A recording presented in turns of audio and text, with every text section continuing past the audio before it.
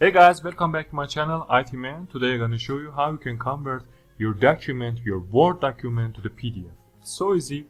Please don't forget, subscribe and press that bell icon to never miss the update. Thank you very much. Without wasting time, let's start with you.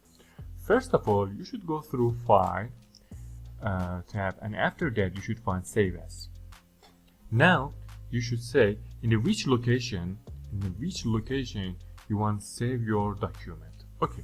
Document, I select document, and then I should put name here, test 6, and important note is you should select PDF, and after that you should select save. As you can see, you can convert your document, Word document, to PDF like this. Thanks for watching to this small video. Please don't forget to subscribe and press the bell icon.